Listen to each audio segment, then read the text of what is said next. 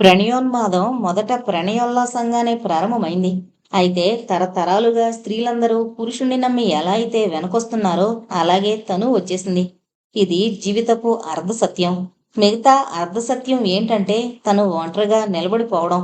ఈ నిలబడిపోవడానికి వెనకగల తన బ్రతుకు చెడులోని ఒక్కొక్క పూస జ్ఞాపకం తెచ్చుకోసాగింది. మొదటి పూస హైదరాబాదులో చదువుకుంటూ 17 ఏళ్లకే తను ప్రేమలో పడ్డం.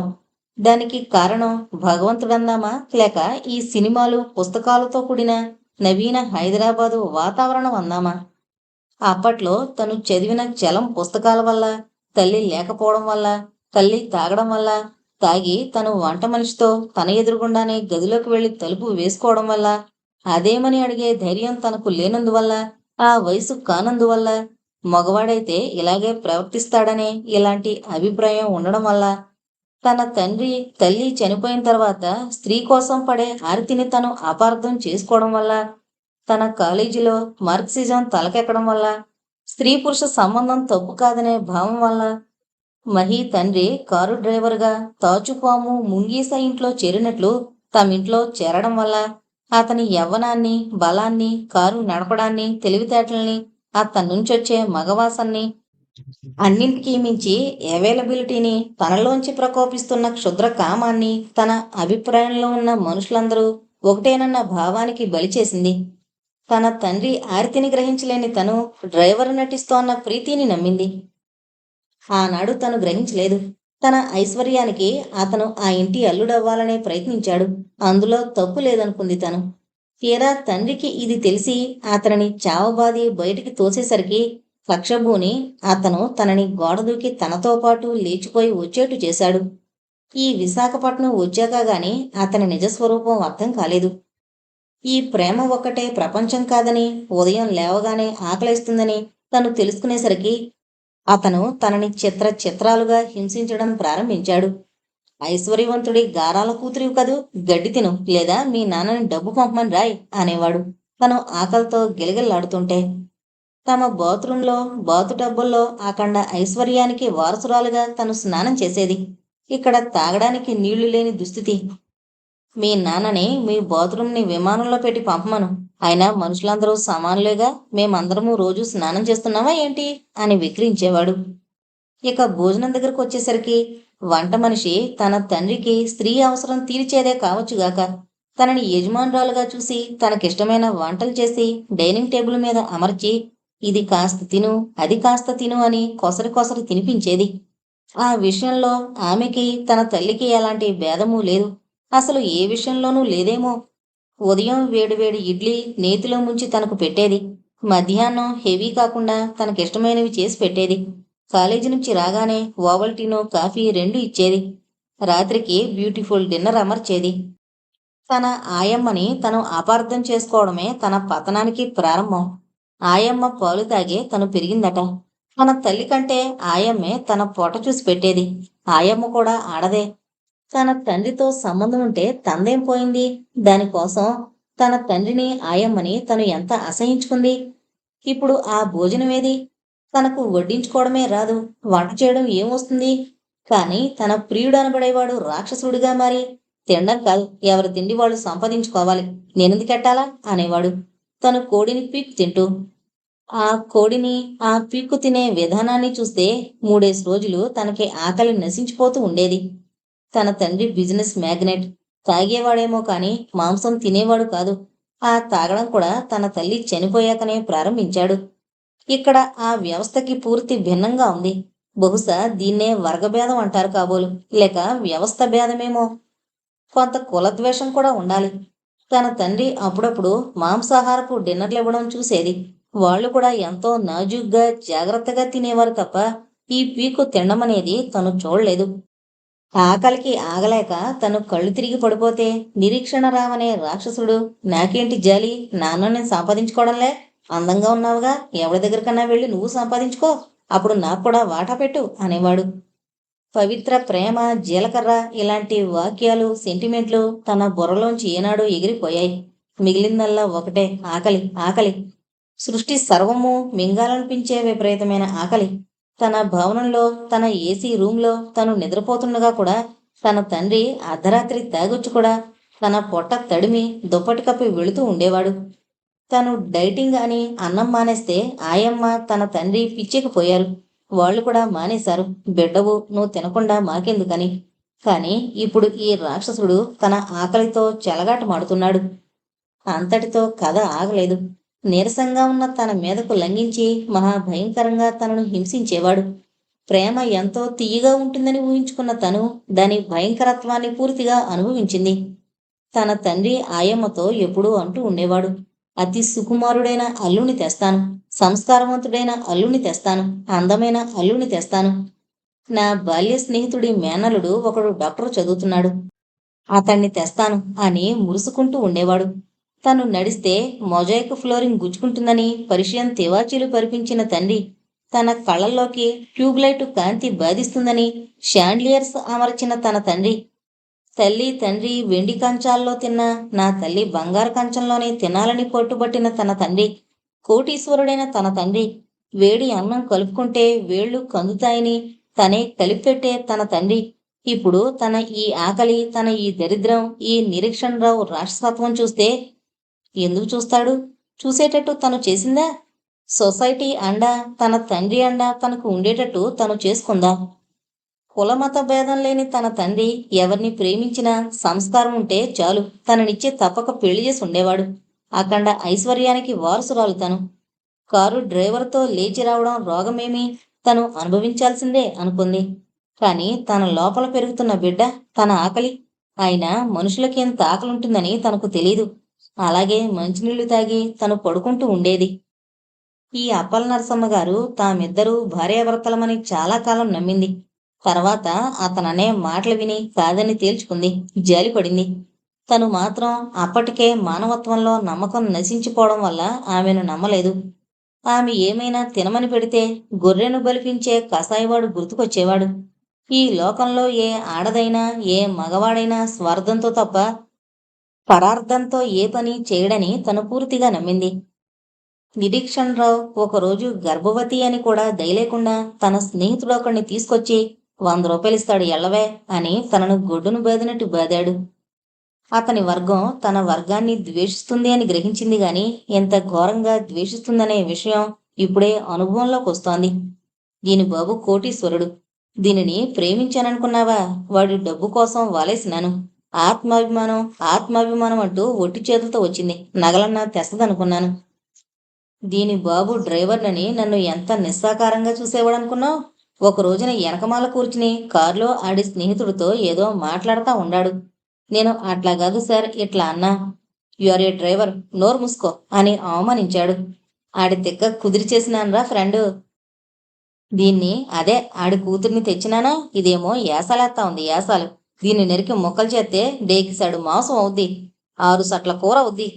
ఈ ఆల్టికి నువ్వు వడుకో, రేపు మన ఫ్రెండ్ జాకోబ్ గాడు, ఎల్లుండి మరోడు, ఇలా మన ఫ్రెండ్స్ అందరూ కలిసి రుసు చూద్దాం. దీని బాబు ఎవడడ్డొత్తాడో చూద్దాం. దీని బాబు ఈ పాటికే సచ్చేసి ఉంటాడులే. అప్పుడైనా దీని ఆస్తి రాక ఏడబోద్ది గాని అసలు ఇందుకే నేనింత ప్లాన్ వేసింది. ఆడు తొడిగే సూటుతో మన కుటుంబాలు హాయిగా 4 నెలలు తాగొచ్చు. ప్రభుత్వం పేదోళ్ళకి సగాయం సగాయం అని అరుతుంది గాని అదేం చేసుద్ది? చేసేదేంటో మనమే చెయ్యాల. ఎట్టుంది మన ప్లాను అని సీసా ఎత్తి ప్రభుత్వ సారా గటగటా తాగి స్నేహితుడి వంక చూశాడు. గురువా, భలే పనిచేసినవరా. ఏమి సానుసు ఏమి సానుసు, దీన్ని పోని మాక. ఇది కొడిపోయిందని చెబుతీవి కదా, ఈ నేతలకి మనకే బలం. చూడరా నా కొడక, నీ మనవడు నీ వారసుడు అని చూపించచ్చు. అప్పుడేం చేస్తాడో చూద్దారి. రే శిలక, ఆహా ఆహా, పాలు మేగడల మీద పెరిగింది కదరా. ఏం సుకుమారం ఏం సుకుమారం. అదేదో ఇంగ్లీషు సినిమాలో చూసినాను. ఆ రాణి అట్టగుంది. రాయే శిలక, ఎందరో గోరింకలు నీకు. నీది సాన్సేనే. నీ అబ్బ ఒకే మొగుడిని తెచ్చేవాడు. మా ఓడి చెప్పినట్టు నీకు ఒక మగాడ ఎట్టా సాల్తాడే. మంచి రంజుగా గుమ్ముగా సీమసారాలా ఉంటావుగా. మా యాడోళ్ళు నీలా ఉండరు అని మీద పడ్డాడు. నిరీక్షణరావు నవ్వుతూ చూస్తున్నాడు. చుక్కలు రాలి పడలేదు. భూదేవి బద్దలవలేదు. సముద్రం పొంగలేదు. కాని దేవతల వరమిచ్చే వేలుపులా, కరుణించే కన్నతల్లిలా అప్పల నరసమ్మ గారు రోగాలతో అక్కడికొచ్చింది. అసలే తాగున్నారేమో, నైతికంగా బలహీనులేమో, వాళ్ల భాషలో ఈ వేపనం మోరి బూడమ్మగారి 2 రోకలి దెబ్బలకి ఆ పళంగానే చాప చుట్టల్లా పడిపోయారు. ఆవిడ తనని ఆమె ఇంట్లోకి తీసుకెళ్లి గొళ్ళెం పెట్టి పక్కనే ఉన్న పోలీస్ స్టేషన్కి వెళ్లి 2 తాగుబోతులు కొంపలో జొరబడి నానా అల్లరి చేస్తున్నారని పోలీస్ రిపోర్ట్ ఇచ్చింది. వృద్ధురాలు విగతకేసిని అయిన ఈమె మాటలు పోలీసులు గౌరవించి వాళ్ళిద్దరినీ వ్యాన్లో పడేసుకుని పోయారు. తను ఆమె వల్లనే రక్షింపబడింది. ఇంటికొచ్చిన అనంతరం కంది పచ్చడి నూరి వేడి అన్నం పెడితే తన ఆయమ్మే జ్ఞాపకం వచ్చింది. తింటూ తనేదో చెప్పబోయింది. అంతా విన్నానమ్మా సీత. నా కర్మ ఇలా కాకుండా ఉంటే నీ అంత కూతురుండేది. అదంతా ఎందుకు? ఆ డాక్టర్ వల్ల మా వారు చచ్చిపోకుండా ఉంటే నేను సుఖంగానే ఉండేదాన్ని. ఇప్పుడు బతుకంతా అయిపోయిందనుకో అమ్మా. పైకి చెప్పకూడదు గాని బుర్ర గురిగించుకునే వరకు ఈ మగాళ్ళు నన్ను ఎంత ఏడిపించారనుకున్నావు? అయినా మగవాణ్ణి నమ్మడమేంటమ్మా నీ పిచ్చి కాకపోతే. నేను సరే అనుకో, మన వాటాల్లో ఉన్న ఆడవాళ్ళున్నారే, వాళ్ళు మొగుళ్ళని చస్తే నమ్మరు. దేని దారి దాందే. అయితే కొంపలో మాత్రం మహా గుట్టుగా ఉంటారు. నా నోటికి జడుసో ఏమో. చూడమ్మా, నీకు టైప్ వచ్చన్నావు కదా, మన బట్టల కొట్టు షావుకారికి నేను చెప్పేట, నా మాట కాదనలే. ఆయన దగ్గర టైపిస్టుగా చేరుదు గాని. అసలే ఒట్టి పిల్లవు కూడా కాదు. పోనీ మీ నాయన ఉత్తరం రాస్తావా? అసలు మీ నాయన పేరేంటి అంది. తను ఆ ప్రశ్నకు చాలాసేపు సమాధానం చెప్పలేదు. కాని ఆవిడ ఆప్యాయతకి, ఆదరణకి, తనని రక్షించిన విధానానికి తను సమాధానం చెప్పక తప్పలేదు. కస్తూరి లక్ష్మీనారాయణ. తను ఆ మాట చెప్పి చెప్పగానే, ఇంటి పేరు కస్తూరి వారు, చేసే పనులు గబ్బిలాల కంపు, నీ జన్మేంటి, నువ్వు చేసిన పనులేంటి అని ప్లేటు మార్చింది. నిమిషానికి మూడు మారిపోయే అప్పల నరసమ్మగారు. తను తెల్లబోయి అలాగే చూస్తుంటే ఆవిడ మళ్ళీ అందుకొని, నిగ్రహం ఉండాలి అమ్మా, నిగ్రహం ఉండాలి. నేను నిగ్రహించుకోలేదు మొగుడు చేస్తే. అమ్మో, ఈ విశాఖపట్నంలో మగాళ్ళు నన్ను ఎంత అన్యాయం చేయబోయారు. అప్పుడు ఈ రోకలతోనే వాళ్ళ బుర్రలు బద్దలు కొట్టా అందావిడ. తనకు త్రిశూలధారిణైన కనకదుర్గ జ్ఞాపకొచ్చింది గాని రోకలు పుచ్చుకుని అభిమాన సంరక్షణ చేస్తున్న అభాగ్య వితంతువు ఆ క్షణంలో కనిపించలేదు. ఆ తర్వాత ఈ 5 ఏళ్ల నుంచి తనని సూటిపోటి మాటలాడమే గాని తన జోలికి ఎవరూ రాలేదు. ఆపల నరసమ్మగారి పుణ్యమాని. ఇప్పుడు తన ఉద్యోగం పోయింది. ఇరుగు పొరుగు ఈసడిస్తున్నారు. భవిష్యత్తు అంధకారావృతంగా ఉంది. తన హృదయం మాత్రం ప్రభు, వనమాలి, కృష్ణ అని అంతరాంతరాల్లో ఆక్రోశిస్తోంది. మేడం, డాక్టర్ వనమాలి గారున్నారా అన్నాడు పాణి. లేరండి అంది నీల. జూనియర్ వనమాలి ఇక్కడికొచ్చాడా? జూనియర్ వనమాల? ఆయనెవరండి? మా కాలేజీలోనూ హాస్పిటల్లోనూ మూర్తిని జూనియర్ వనమాలి అని పిలుస్తామండి. మా ఉద్దేశం ఏంటంటే వీడు ఎప్పటికైనా డాక్టర్ వనమాలి అంతటి వాడవుతాడు. ఇక్కడ మూర్తి అంటాం కానియండి, వాడి పేరు వనమాలి అంటేనే తెలుస్తుంది. గురు శిష్యులిద్దరినీ సీనియర్ వనమాలి, జూనియర్ వనమాలి అంటామండి. అది నిక్కినేం కాదండి, గౌరవవాచకమే. వాడు దానికి చాలా సంతోషించి 7 సార్లే వెదవల్లారా. మన దేశంలో గోత్రాలన్నీ గురువు పేరు మీదనే కదట. కొన్ని వంశీకుల పేరు మీదున్న కొన్ని గురువు పేరు మీద ఉన్నాయి. అయినా గాడిదెల్లారా, అంత పెద్ద డాక్టర్ పేరు, అందులోనూ మన ప్రొఫెసర్ పేరు నాకు పెట్టినందుకు మీకు కాఫీ ఇస్తాను. డాక్టర్ వనమాలి అంటే ఎంత గౌరవమో, ఆ గౌరవపు వారసత్వం నాకు చాలురా. నన్ను మూర్తి అని పిలిస్తే తంతాను. నాకది యూనివర్సిటీలో ఇచ్చే డాక్టరేట్ కన్నా, ప్రభుత్వం ఇచ్చే పద్మశ్రీల కన్నా గొప్ప బిరుదు. నేను వనమాలిని అయితే జూనియర్ వనమాలిని. నా ఏమేంటంటే ఆయనంత అవడం. దానికి మొట్టమొదటిగా మీరు నన్ను ఆ పేరుతో పిలుస్తున్నందుకు మీరు కాఫీకి రండి అన్నాడండి. ఆ రోజు నుంచే మేం వాడిని జూనియర్ వనమాలి అని పిలుస్తున్నాం. వాడు సంతకం కూడా జూ వనమాలి అని చేస్తాడు. ఇహ మేము 5 రూపాయలు కట్టించి పేరు మార్పించేశామండి. ప్రొఫెసర్ గారు ఒక్కరే మూర్తి అని పిలుస్తారు. ఇహ ఎవరం పిలవం అన్నాడు పాణి. అయితే ఈ కథ అంతా మీ డాక్టర్ గారికి తెలుసా అంది కుతూహలంగా నీల. తెలియకేమండి? వాడు ఏదైనా చేసి సక్సెస్ అయితే చరిత్రలో 2 వనమాలులున్నారని ఎవరికీ తెలీదోయ్. డాక్టర్ వనమాలి అంటే నువ్వే అనుకునే రోజు రావచ్చు అంటారండి. మహేశ్వరిని ఇవ్వాలని అనుకున్నారు కదండి, అందుకని మరింత ప్రేమ. చూడండి పాణిగారు, ఒక జూనియర్ డాక్టర్ని పద్మభూషణ్ డాక్టర్ వనమాలితో కంపేర్ చేయడం నాకేమీ నచ్చలేదు. భలేవారు మేడం. ఇప్పుడు జూనియర్ కానియండి, ఒకనాటికి వాడు ప్రొఫెసర్ గారిని మించిపోతాడండి. మొన్న ఒక కేసు సాల్వ్ చేసినప్పుడు హాస్పిటల్ అంతా వాణ్ణి అసలు వనమాలి అని పొగిడారండి. అసలు ఆ కేసేంటి అని అడిగింది నీల, మొన్న గురు శిష్యులు మాట్లాడుకుంది జ్ఞాపకం తెచ్చుకుంటూ. ఒక ఆమె 40 సంవత్సరాలుండొచ్చు. మంచి జబర్దస్తి అయిన మనిషి, ఆరోగ్యవంతురాలట. ఆమె కడుపులో 36 అడుగుల పాము చేరిందండి. ఎలా చేరిందో వైద్య చరిత్రలోనే ఇది అపూర్వం. జామాకు సుద్దా కలిపిన నీళ్లు ఆమెకు తాగబెడుతూ మలాసైన్ నుంచి ఆ పామును వాడు లాగుతుంటే వాసుకిని లాగుతున్నట్టుగా అనిపించింది. వాసుకి అంటే వాసుకి కాదు, ఎర్రగా రోళ్లకర్రలా ఉంది. బహుశా ఇది ప్రొఫెసర్ గారే చెప్పు ఉంటారు కానియండి, హ్యాండిల్ చేయడంలో వాడి గొప్ప కూడా ఉన్నదండి. ఏం పాము ఏం పాము, మాకు కళ్ళు తిరిగిపోయాయి అనుకోండి. ఒక మలయాళీ నర్సు కీచుమని అరిచి పడిపోయిందండి. ఆ పాముని తీసి బకెట్లో వేశాక మా హాస్పిటల్ సూపరింటెండెంట్ కూడా భలే వాడిపోయే వనమాలి అన్నారండి అన్నాడు పాణి. ఆయన నాకు నచ్చలేదు. హేమమాలిని అని పిలిస్తే ఊరుకునే ఆడపిల్లలు, ధర్మేంద్ర అని పిలిస్తే మగపిల్లలు ఆనందించే ఈ రోజుల్లో ఒక గొప్ప డాక్టర్ పేరు మరో డాక్టర్కి పెడితే అందులో నచ్చకపోవడం ఏంటండి? ఇప్పుడు ఆ పేరు ఎవరు మరిచినా పోదండి.